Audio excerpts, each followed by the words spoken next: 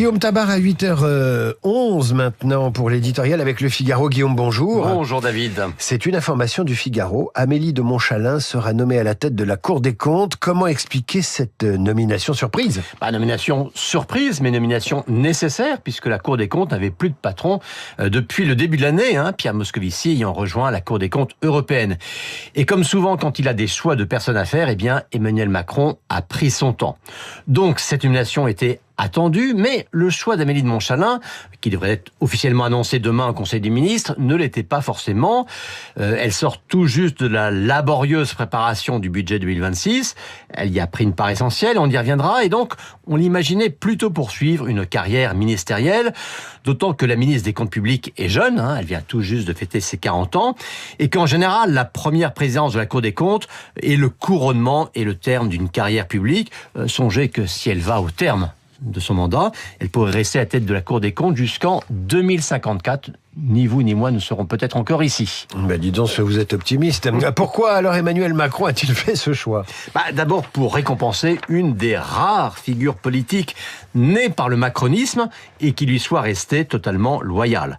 Emmanuel Macron approche également de la fin de ses mandats et comme il l'a fait avec Richard Ferrand au Conseil constitutionnel, cela lui permet de placer quelques proches pour la suite.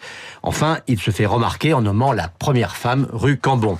Alors, ceux qui apprécient Amélie Montchalin comme ceux qu'elle agace reconnaissent unanimement sa compétence et sa puissance de travail, de qualité nécessaire à ce poste. À l'Assemblée nationale puis au gouvernement, il faut dire qu'elle avait un côté très techno, ce qui lui avait valu quelques surnoms un peu cruels comme Madame Tableau Excel ou la Dame de la Compta. Le sexisme est jamais très loin. Oui, mais avec la préparation de ce budget impossible, elle avait révélé aussi un véritable sens tactique et politique. Peut-être un peu trop d'ailleurs, car au diapason de Sébastien Lecornu, c'est elle qui a beaucoup négocié avec les socialistes et qui leur a donc énormément cédé.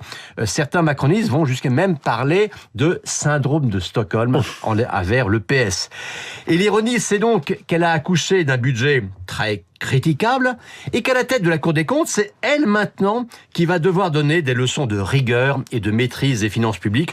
Vous me direz qu'après tout, que c'est ce qui était arrivé à Pierre Moscovici. Alors, ce départ signifie-t-il un remaniement plus important que prévu ? C'est vrai que pour l'essentiel, on attendait que le remplacement de Rachida Dati à la culture.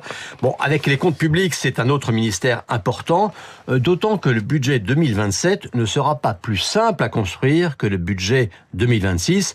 Mais parions que même pour un an seulement, les prétendants ne manqueront pas. Guillaume Tabar, merci. Vous retrouvez l'éditorial de Guillaume sur lefigaro.fr en vidéo ainsi que sur la chaîne YouTube de Radio Classique.